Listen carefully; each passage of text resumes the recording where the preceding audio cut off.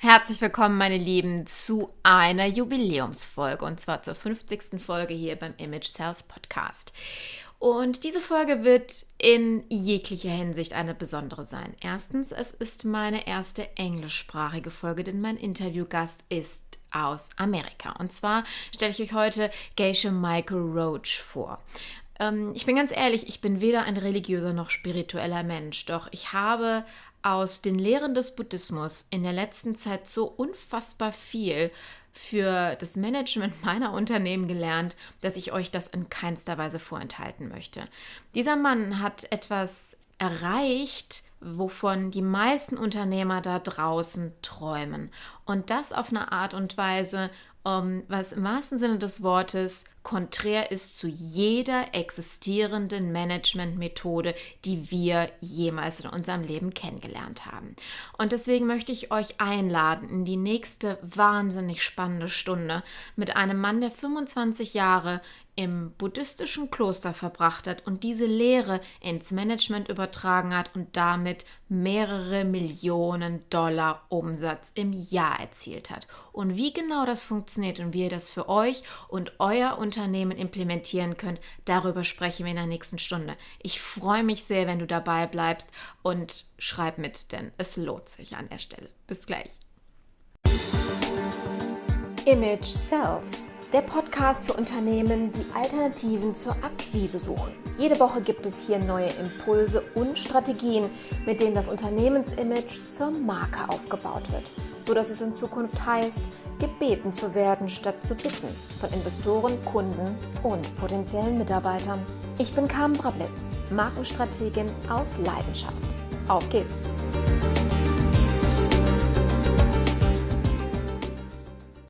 So I warmly welcome you, Geshe Michael, today on our show here, which is a very special show for me and also for my audience because we have an anniversary episode today.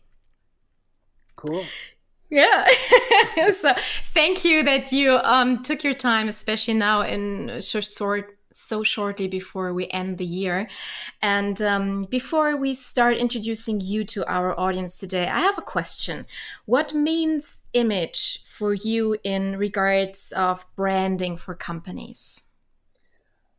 I think when you say branding, to me, it means how other people perceive you, and how other people perceive your company. And we believe that all of that is also coming from seeds in your own mind. So you can affect the branding of your company by learning how to change the seeds in your own mind. Absolutely. Today is something so special for me because what we're going to talk about is so contrary to every existing theory in economics so far we were talking on the show or at all. And I'm, to be honest, I'm nervous. I don't know if you can hear this, because I was so delighted by what I read in your book and what I read about everything of your theory and the intention you have. And so this is something very extraordinary we're going to talk about and introduce our audience to, because the persons who listen to this show, they expect methods and strategies and also hands-on experience from experts like you are, how to be visible and to be attractive to as a brand, as a service company brand, actually, for their new customers, employees, and also investors. So this is something I want to give them, my audience, that they learn how to do things different than before, not to struggle anymore to get, the peer group they want to address to.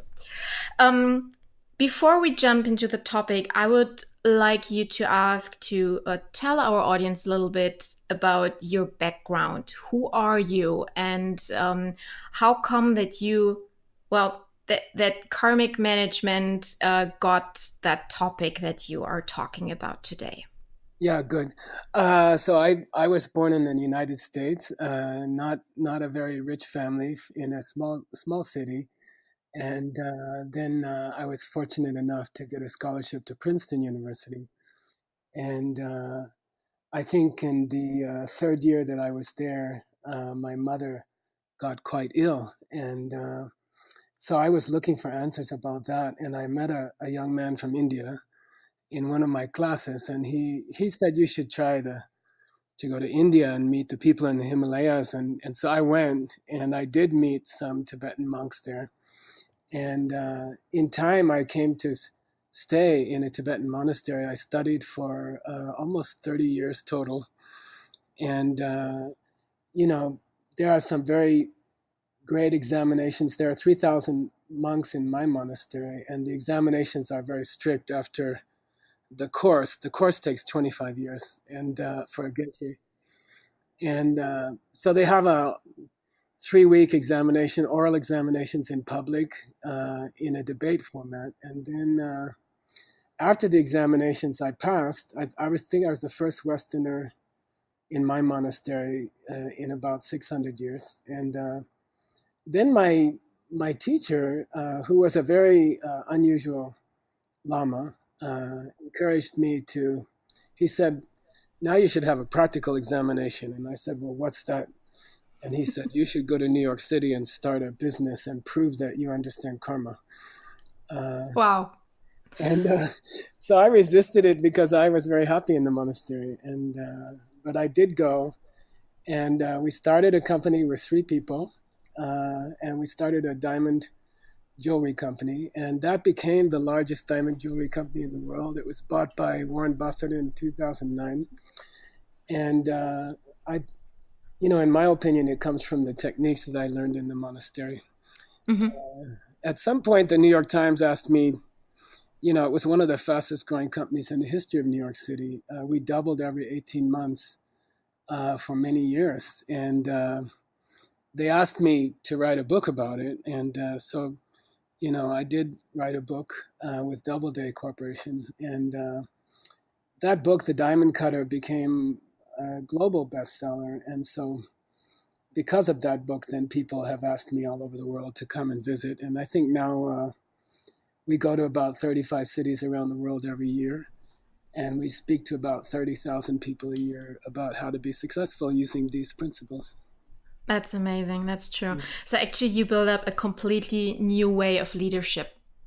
Yeah. And, it was a struggle because my teacher basically handed me an ancient sutra, which is called the Diamond Cutter Sutra. It's 2,500 years old. And he said, this is going to be your business plan. And I said, well, I don't see any business plan in here. And he said, well, that's the examination. And that's the way he was. He was a very high Lama and very, sort of full of surprises. And he would just throw things like that at me. And so that's how we started. So how can I imagine this? You just jump on the plane, go to New York City, plenty of money in your pocket, and buy a business in the diamond industry, which is totally easy to enter. Or how did it work in real life? I had $7. Oh, and I went to the Goodwill, which is where they sell the clothes of the dead people in America. Mm-hmm. And I bought one suit, and I wore that suit for about the first 3-4 months. And we started. We borrowed $50,000. We started with 3 diamonds, and by the time we finished, we were handling 300,000 diamonds a day. And we had bought a large building in New York. It's in the New York skyline. And we just started like that with 3 people and $7. So you said you sold the company. Could you tell us for how much you sold it? The company, by the time we finished, was $250 million a year in turnover. Yeah. The sale is, I can't tell you, but the company that bought it is called Richline. Okay. They're still operating the company. Yeah. Okay. Wow. So just just to have numbers for the ones listening who need numbers to justify something they're going to work with. because we're talking about business, and this is pretty crucial in this field. So that's what makes this whole topic, I find, even more amazing. At the very beginning, you were talking about planting the seed when I just asked you about image. There are two, well, actually three, but just take the two words you were talking in your book a lot about: karma and about emptiness. Could you explain us these two words in terms of how important they are for the whole theory?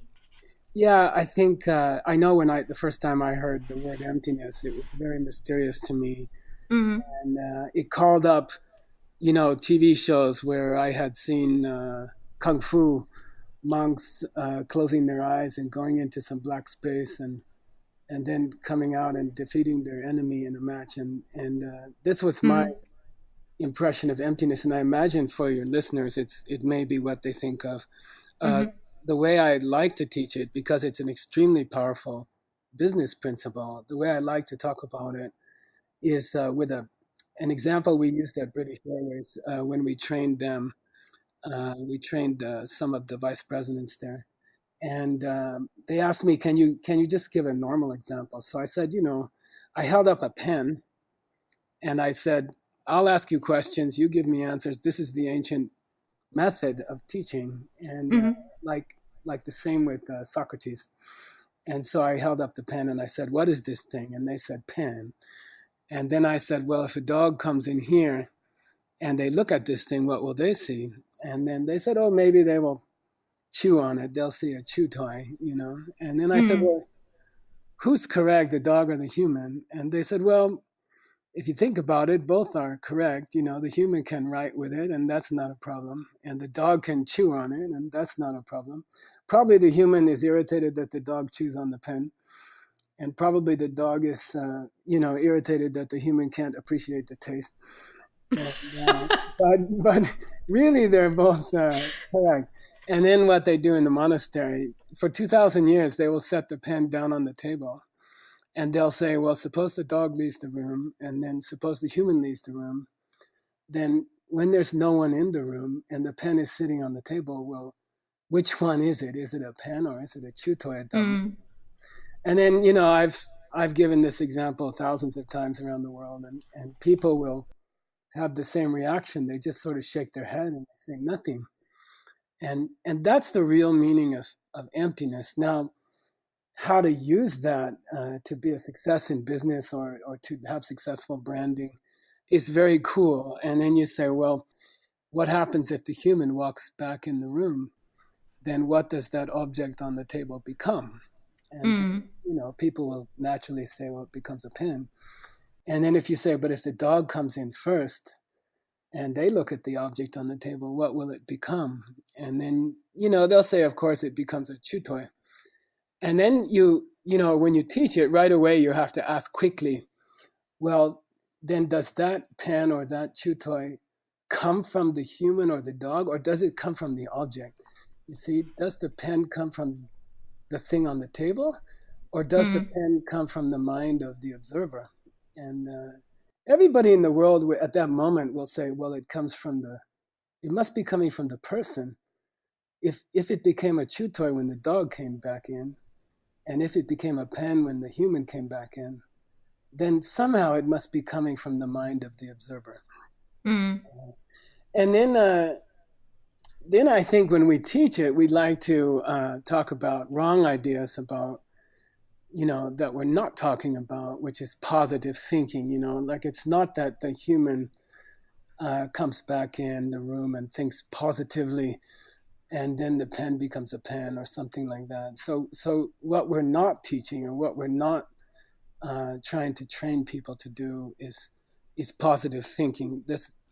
Rather, I think there's something in the human's mind. There's something inside the human's mind which is forcing them to see a pen. They don't really have a choice. They can't say, "I'd like to see a diamond this afternoon. If this is coming from me, I'd rather see a diamond."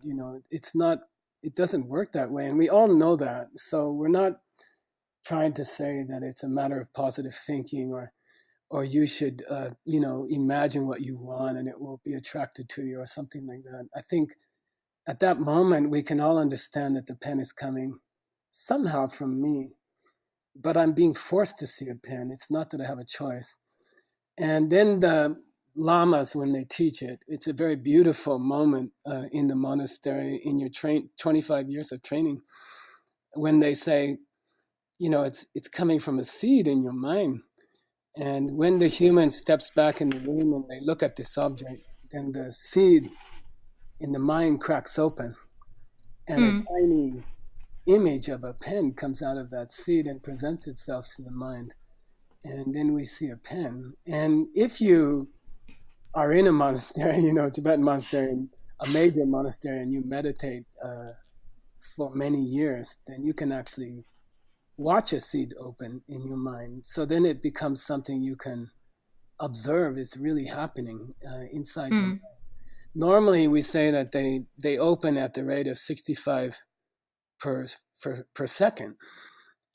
So it's like a very fast video, and images are flowing out of your mind so quickly that the whole world doesn't notice it their whole lifetime. They go through a whole lifetime without noticing that tiny images are being spewed out of their mind and creating the world around them. But if you slow down and talk about a pen and a dog, I think almost anyone will say, well, that, I don't know if it's true, but it could be true that there are seeds in my mind, and that the dog has a different seed in their mind, and that, these images are coming out of seeds in your mind.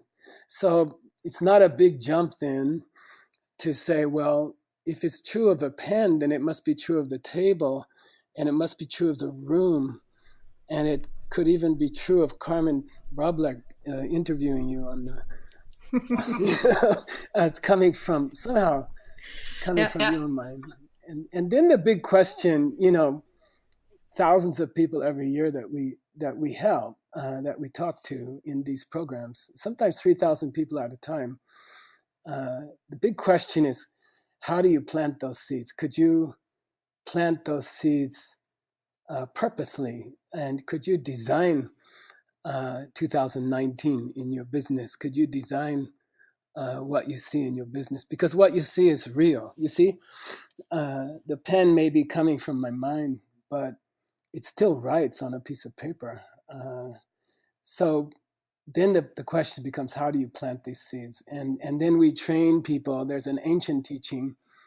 In fact, I was working on it yesterday. It's 2,000 years old, and it's called Abhidharma. And there are 4 steps, classical steps to planting a seed. And I think in our experience, when business people learn them, they take off, their businesses take off, and they make millions and millions of dollars. And, and it's quite satisfying for me to share this with people. And then they come back to me in a year. I'm sitting with Scott Vasick, our vice president, and I remember 2 years ago, we were in Shanghai, China, and one gentleman said he'd like to increase his business by $10 million in the year. And we discussed these 4 steps to planting those seeds. And we kind of just left it with him. And it's not like you have to join us, or there's no big organization. We kind of just share it with you, and we encourage you to go off on your own and try it. And then if something good happens, then you have to take me out to a good French restaurant. Okay. The following year. That's nice. So we came back. Yeah, it's like that. We don't want to, we just want to share it with people and let them take it home and give it a try. That's exactly the reason why I invited you here, to share and to spread the word around it. Let me summarize it for the ones who hear that whole topic the first time.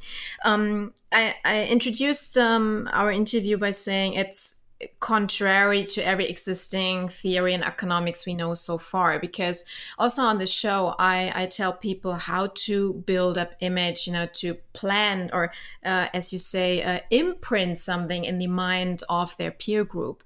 But what you say is that actually everything I see is my personal truth. So I interpret something in it, like the dog sees a chewing toy and the person sees a pen who can write with. So the emptiness is actually what I read in your book, which really intrigued me, was it's the potential within a thing, a word, an emotion, that everybody of us deals differently with it. The thing which is so amazing for me, and that what changed my point of view of a lot of things, was that definition of karma, which was a sentence I read in your book and just sticked in my mind. It was everything that you you encounter comes from yourself. So this is actually what you said about the seed that you plant. There's a very nice summary of it, I think, from Jessica Kung in your book. She said the idea is kind of gardening. So you purposely plant the kind of future you want by putting imprints in your own mind. So this is the big difference in everything I taught my audience so far. So you don't say put the seed or the imprint in the mind of somebody else, but in yourself. So just let us go in the practical direction.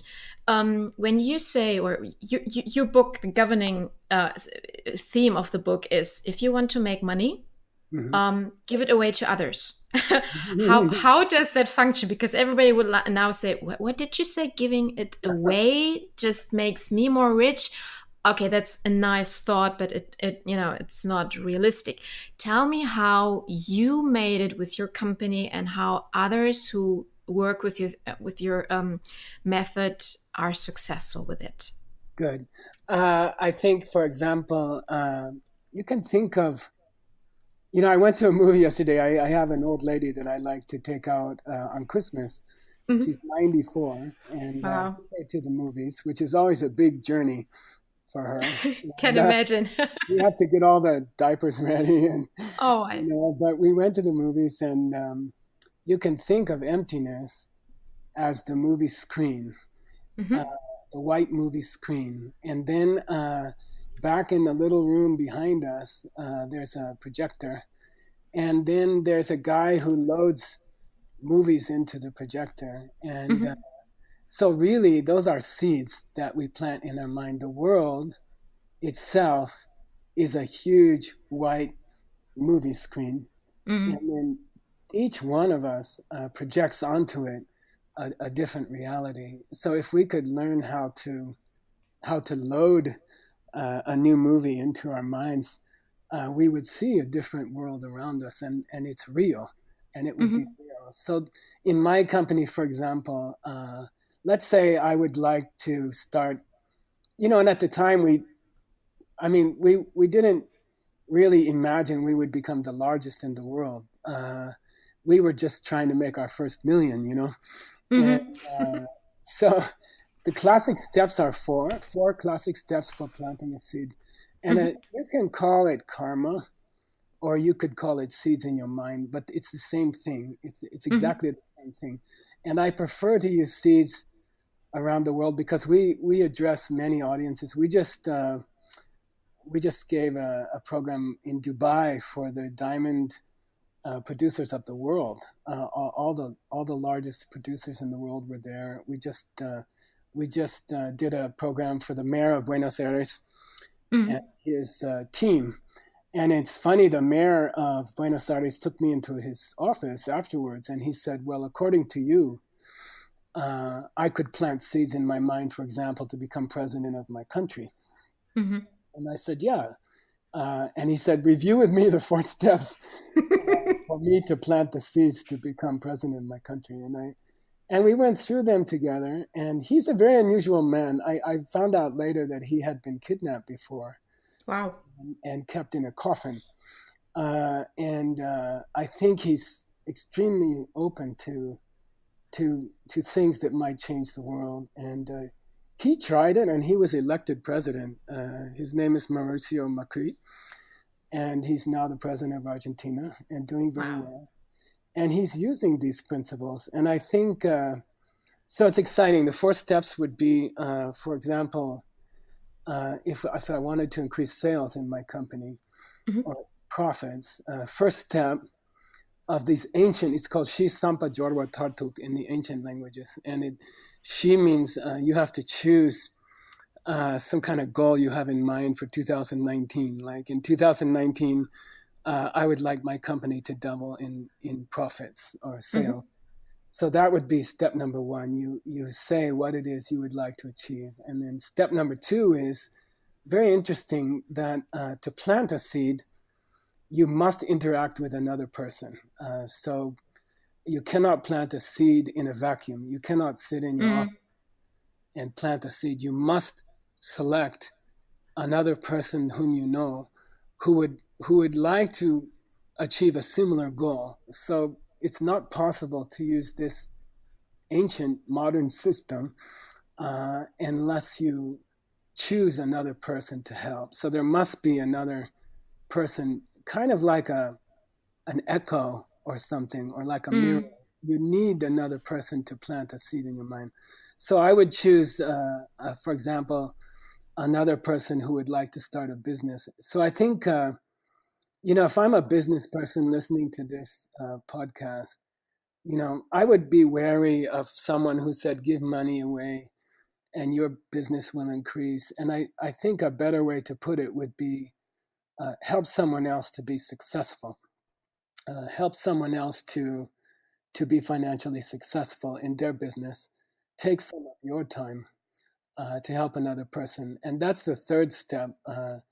We encourage people, like, once a week, take another person out for an hour to a coffee shop, maybe a younger person who's entrepreneur, who's trying to start their own business. Give them 1 hour of your time, completely gratis, completely free, and completely with the intention of making them successful. Let me jump into this here, Okay. because this is something I was asking myself, because this is something about mindset. When I take this one person out for a coffee and talk to it, when I have the mindset, okay, now I sit here with a person and I give it my time, so I will achieve my goals. Will it help? Or do I have to have the mindset, no matter what happens to me, I want this person to be successful? Because I think this is a major difference between the way you look at the situation. Exactly, and I think it's a beautiful question. I get this question often. I remember a classic presentation we gave to business owners in Guangzhou, China, which is the largest city in the world. And these guys are tough Chinese, and one of them raised his hand and he said, well, but this seems a little selfish. If I'm inviting another person out for coffee, supposedly to help them get their business started for free, but really in the back of my mind, I'm thinking, what will I get out of it, or will I get something back? Exactly. And it's an interesting thing. I mean, it's hard to describe, and it's difficult to convey in a 1 hour interview. But what's happening when you plant a seed is that you are increasing the amount of wealth in the world. So in this system, the amount of wealth in the world, you can say the grand pizza of all world economy, grows and shrinks according to the seeds in people's minds. So the idea of a zero-sum game, where the pizza has 8 slices of a certain diameter, and everyone gets a certain number of slices, and then all the slices are gone, doesn't apply to this theory of economics. You see, if I am kind, and if I help you get your business started, if I spend my time for free, 1 hour a week, that creates seeds in my mind. And what's interesting is the power of those seeds doubles every 24 hours. So, I like to talk to people about an oak tree. The acorn, the seed of an oak tree, is a half a gram. And then the finished oak tree is about 400 kilos, 4,000 kilos. So that's how fast the energy of a seed doubles in physical nature. But inside the mind, it's much more powerful. So a well-planted seed, planted with great intention and with great love for the other person, desire for their success, will double in power every 24 hours. And our company, we doubled every 18 months for 19 years. And try to imagine hiring 100% more people every 18 months and training 100% more people every 18 months and distribution and the physical space for the company. What you have to do if you double every 18 months, it's crazy. Yeah, absolutely. No, I mean, it's logistically, it's almost impossible to train 100%. If you have 1,000 people in your company and you have to train 1,000 more in 18 months, it's almost impossible, but it happens. So what's interesting is that if your intention is benevolent, I want you to be successful, and you both succeed, you see, and you really cannot prevent that process. You will succeed whether you want to or not. And you can't, you can feel guilty or selfish, but it's not selfish, you see, because by nature, you must help another person be successful for your company to grow. It's not a question of like corporate charity. People ask me on a plane, what do you do? And I explain for 5 minutes and they say, oh, you're into corporate charity or you're into corporate ethics. And I'm like, no. This is the engine that drives your financial success. It's not a small room on the third floor where a lonely guy is sitting and donating 2% of the company's money. It's not that. It's that it's a mindset that 10,000 people in our company had, and they are working really hard to help the people around them and plant these seeds. So it's an amazing. Rather than being selfish, the net result is that everyone becomes successful who touches it. So even if we divide a company into 5 parts. Five. There's investors, there's partners, business partners, there's suppliers, there's employees, and then there's customers. And in this system, you would divide those 5 into like separate groups.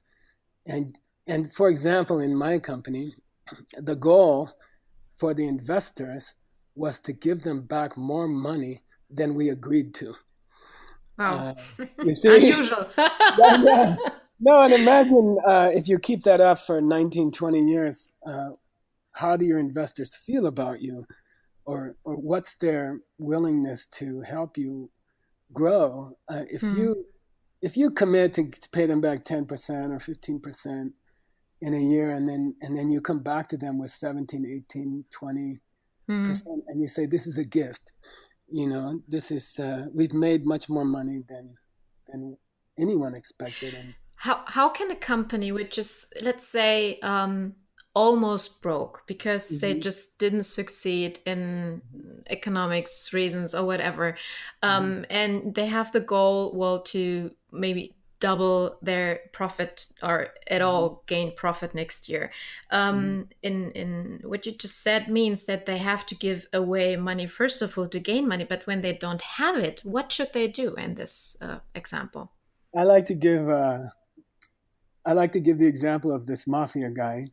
In fact, I was in an Eastern European country, which we will not name, and a guy brought about 20 of his employees, and afterwards he met me at a restaurant, and he said, frankly, I'm in the mafia, and we do all this illegal stuff, and but I like your talk, and I feel lucky you.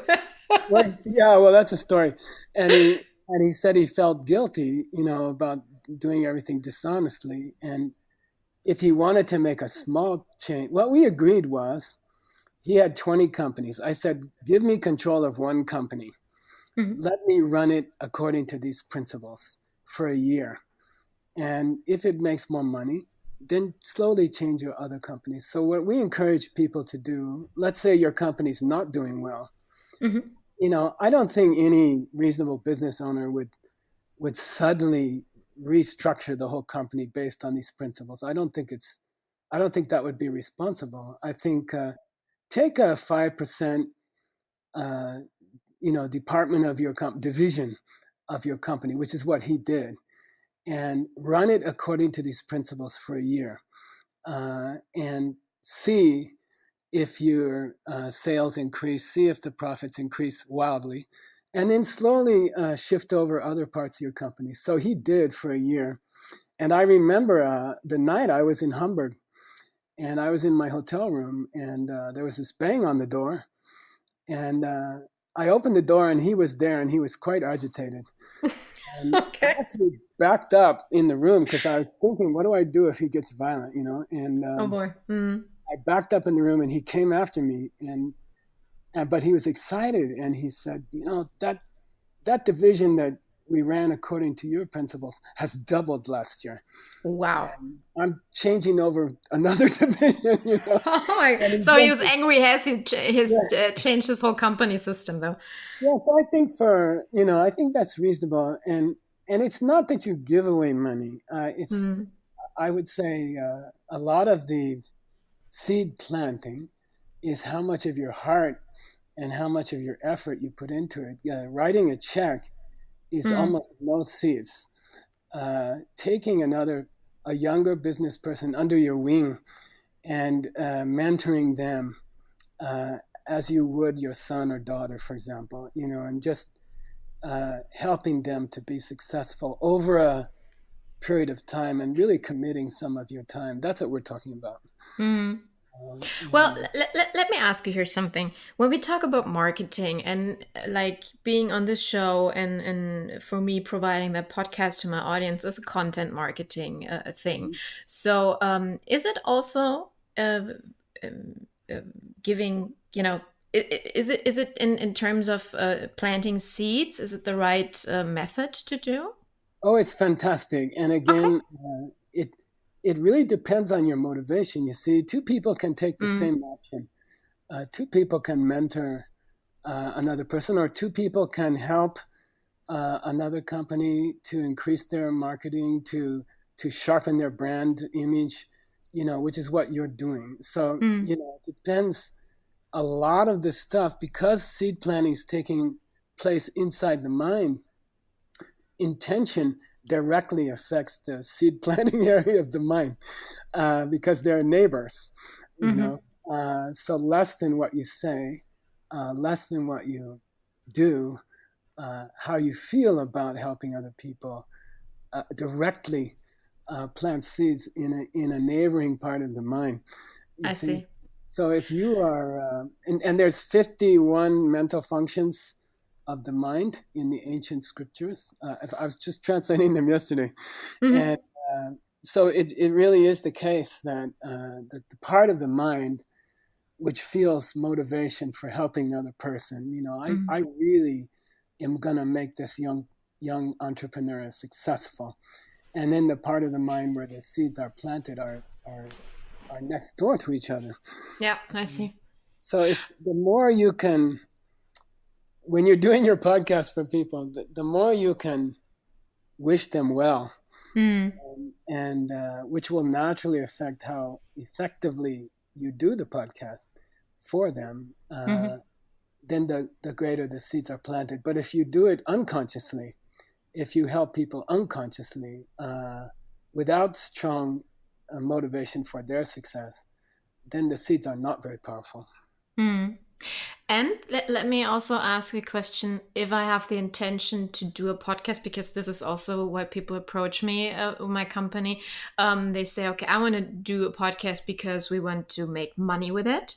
Mm-hmm. And not we want to do a podcast because we want to give our expertise to others to make the world better.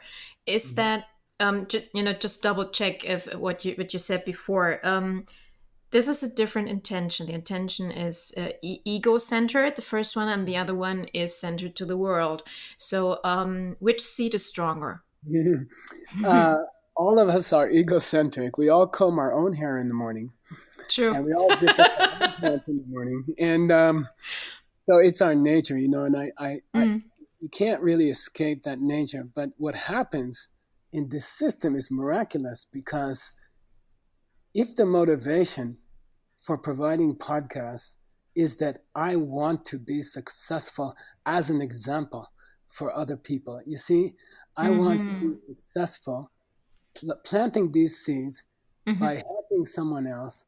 I would like to be so successful that people all over the world are asking me, how did you do that? And so there's a way to be egocentric and be kind at the same moment, which is probably the way it has to be. Uh, I want to be a huge success. People listen to me because the president of Argentina uses our, people listen to me because I'm successful.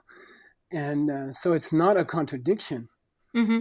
In fact, it's an important method Mm-hmm. to think to yourself, I would like to be successful so that I can help people around me. So people will be attracted. If I'm Yeah. overweight and I want to lose weight, and I go on a certain diet to lose weight, and suddenly I've lost, 10 kilos or something, then of course my friends are going to come to me and say, what's your secret? Mm. How is it you did that? And I if see. I'm still overweight and I say I have a cool new diet I want everyone to follow, then they're all going to say, but you're still overweight, and it's the same principle. You know what is funny? Why I'm just laughing at the moment, because what you just say is the definition of an influencer. For the whole social media branch, which is so funny, Mhm. because this is how persons succeed so well on YouTube and Instagram and other platforms. It's really interesting when you see it this way. Yeah, in a way, what we train people to do is Mm. it's your social responsibility to Mm. be successful yourself so that you can help other people be successful. If you don't have a system that you can share with other people, then you can't help other people. You see what I mean? Absolutely. And to prove that system is your job. So we really encourage our clients to be as successful as possible, and then share it with other people. So really, you can satisfy your egocentric self, which Mm. needs to be satisfied, and with the right frame of mind,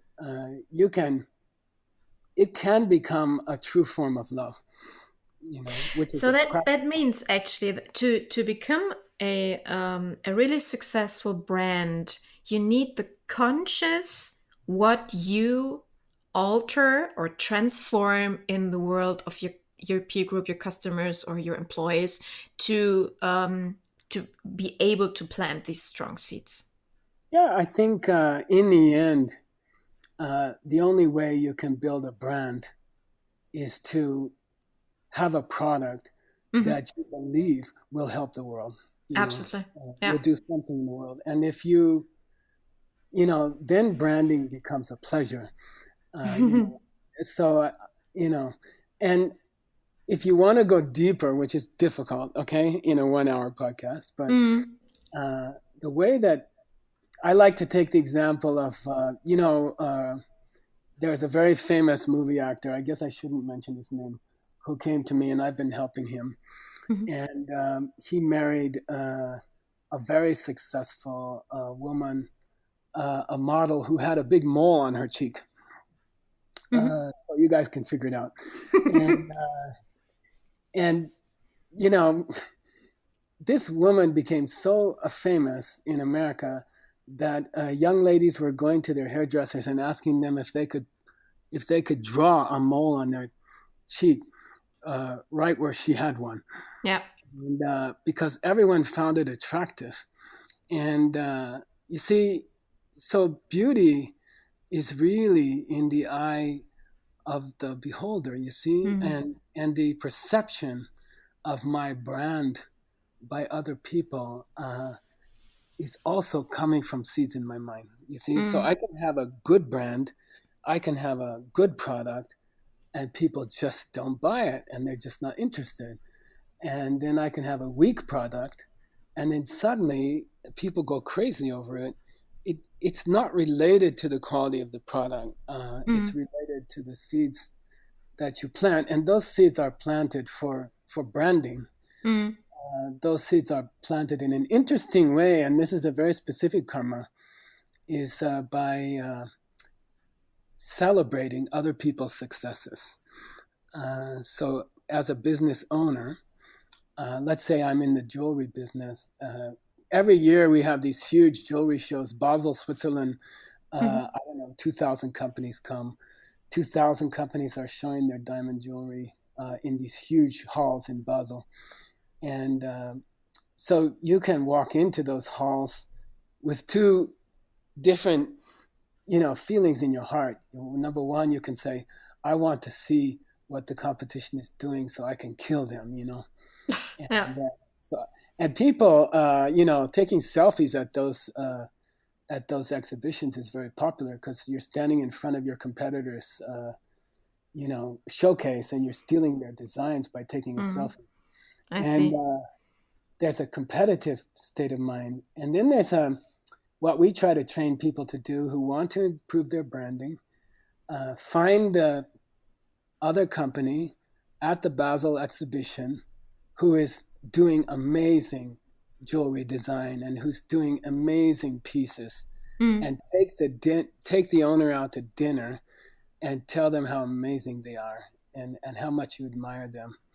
And this plants seeds for your brand to be more accepted and to be universally accepted. And the exercise turns out to be a great pleasure. Someone that you've been jealous of for years, and someone that you felt of them as an enemy or a competitor for years, and then suddenly you become peers and you become friends, and you take them out to dinner and you just tell them how cool they are. And that emotion of thinking that other people are cool, looking around your world to find cool things that you can celebrate rather than being jealous, is actually the karmic seed for successful brand. Oh, what you're talking about is the positive energy you just provide around you. Yeah, and it's I always say, if the whole seed thing is wrong, and if none of it is true, and if none of it works, the worst thing that happened is you had a good dinner with another human being. I like the way you see the world. That's so cool. Let me ask you a question here again, because it just popped in my mind when you were talking about planting seeds for your customers. What comes first, if there is a first, as a business owner building up a brand? Do you have to make your customers love your brand first, or your employees? Oh, that's a good question. And, I wrote a book called Karmic Management, and I think we divided it into 5 parts. Those 5 parts, partners, business partners, investors, customers, employees, and suppliers. And what's interesting is, let's say, for example, I had a supplier in the jewelry company who was giving me too much gold in the gold. You see, so gold is not pure gold. It's 14 karat or 18 karat. Pure gold is too soft to use for jewelry, so you mix it with other metals. And he wasn't mixing in enough other metals, but he didn't know. He didn't notice it, but he was bleeding his company, the 3 or 4% a year. He was losing because he wasn't mixing gold right. He was giving me too much gold. Oh, I see. And so I pointed it out to him, and he thought I was crazy, And I said, no, I want to take care of my suppliers. I want my suppliers to be successful because it affects the perception of my customers of my brand.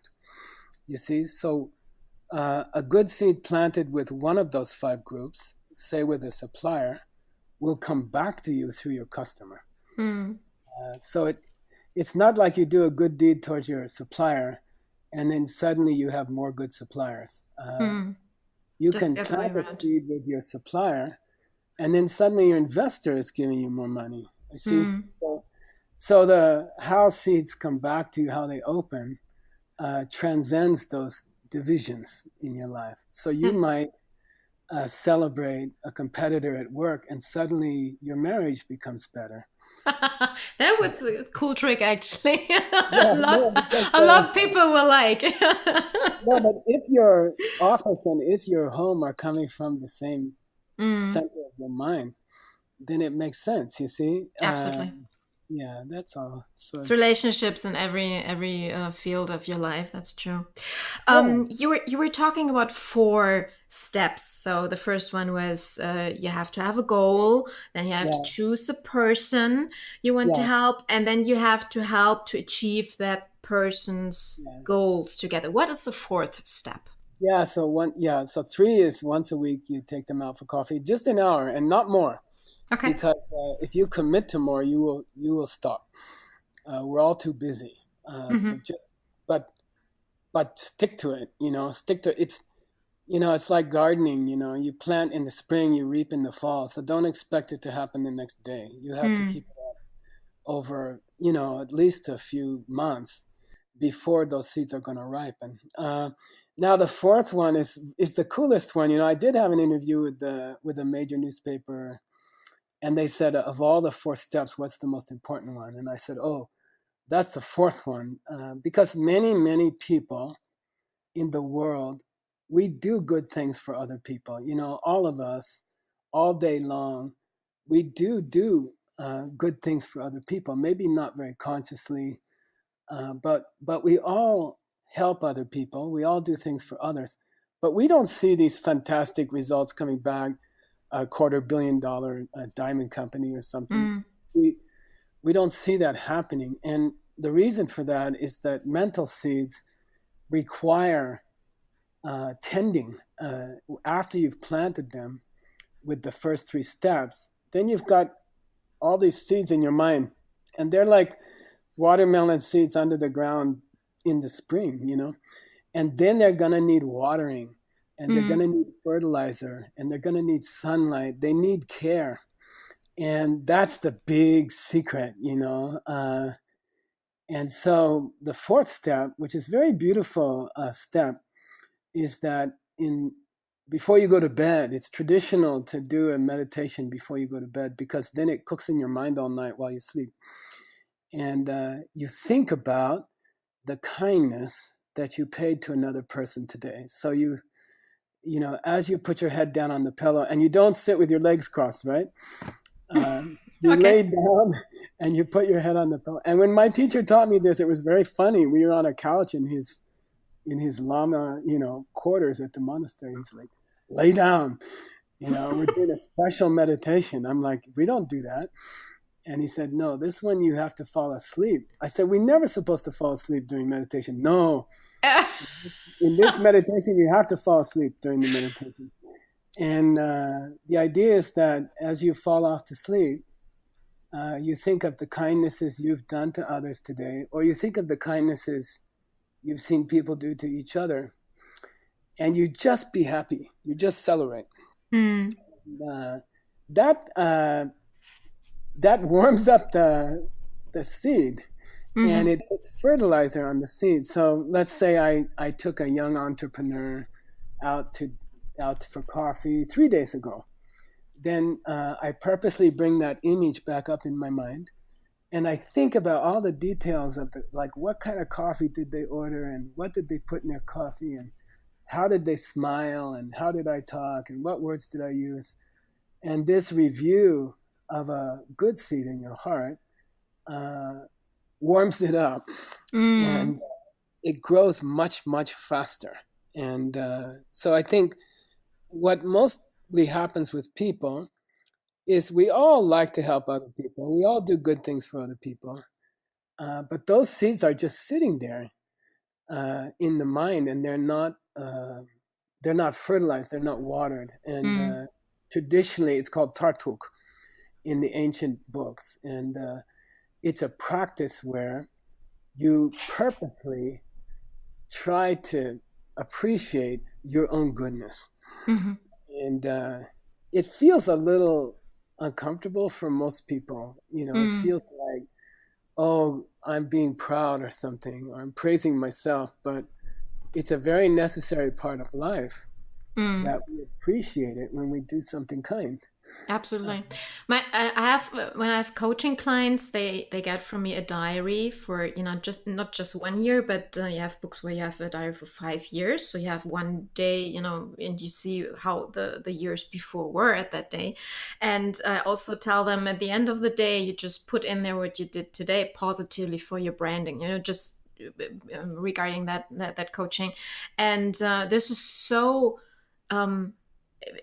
So cool actually when they call me years later and they say, well, today 2 years ago I just, as you would say, planted that seed, like we brought up the new campaign or a new website or a new channel, whatever, and today we reached this and that through it. So this is very nice to see how it develops and to have that in front of your eyes. So thank you that you express it here again. Yeah, it's a very, we also have a college in the United States. We built a college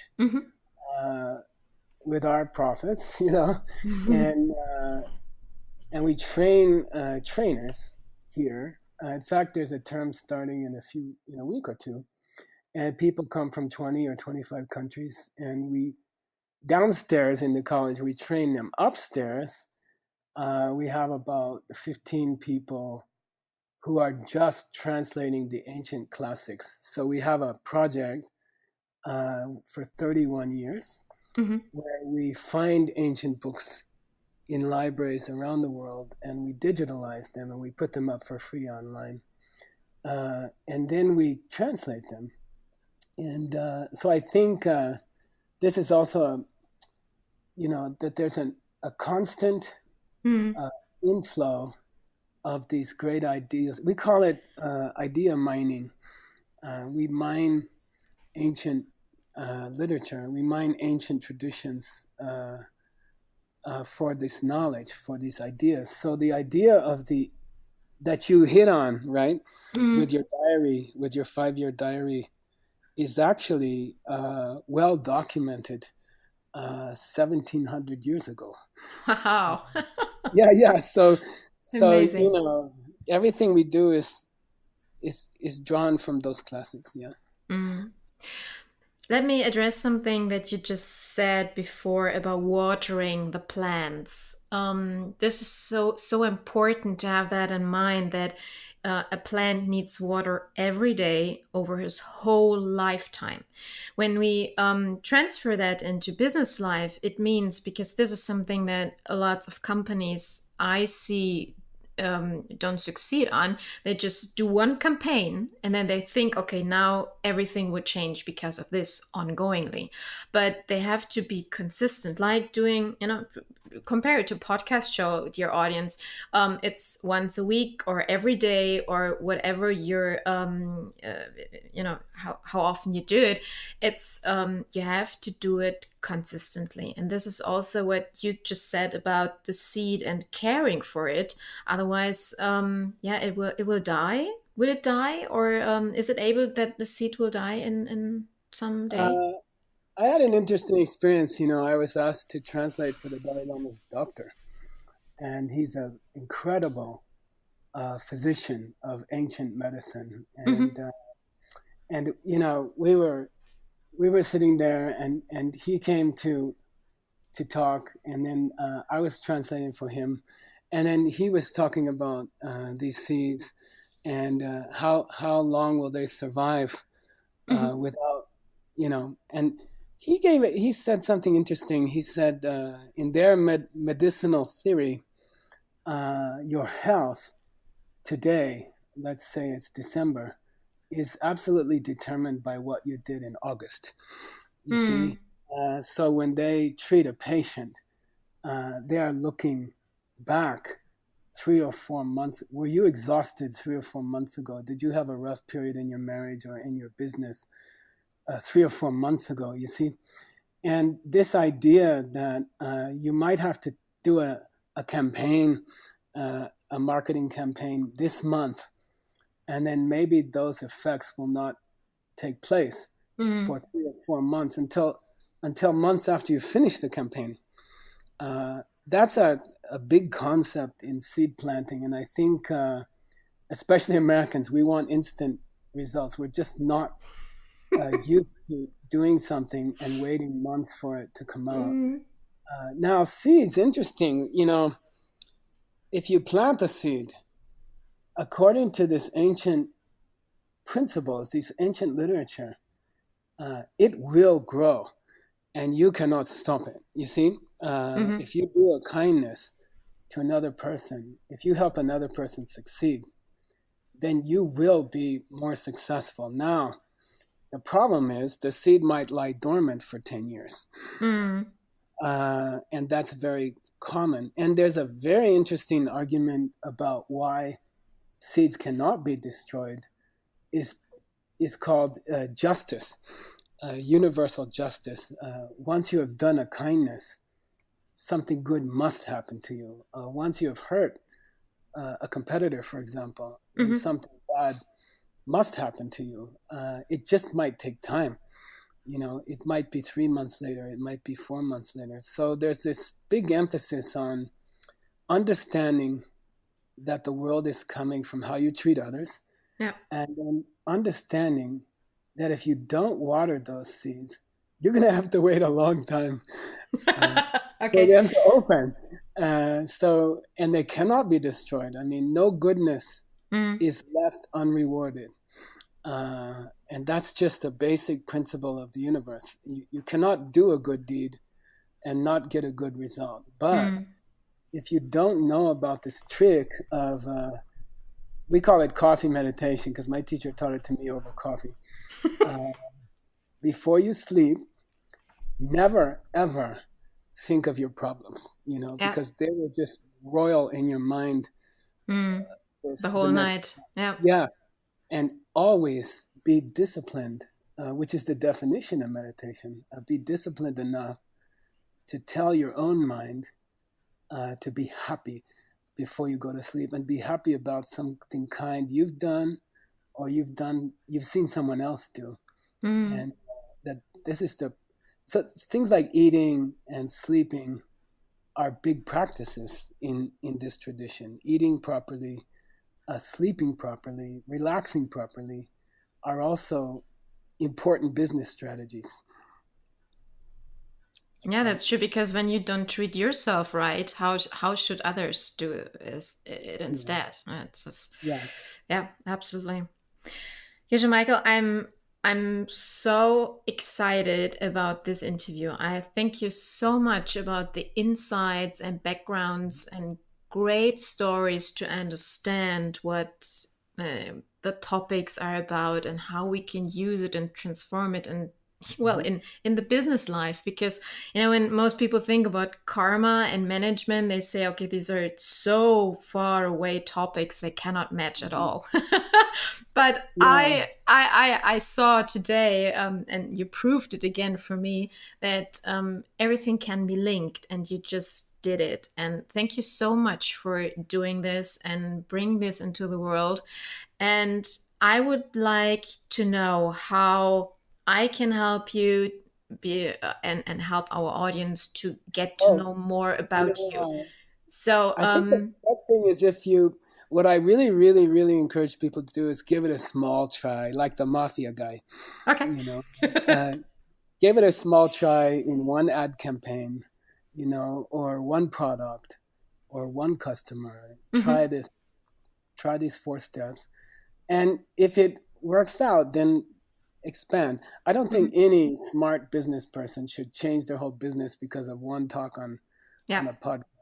But give it a small try, do a small experiment, and if it works, expand it. And then you have to take me out to dinner when I see you. Okay, that's a deal. So what you mentioned was you wrote books. I will link them in the show notes. What else? Are there seminars around the world or groups where people can meet and exchange? Tell us a little bit about it. I think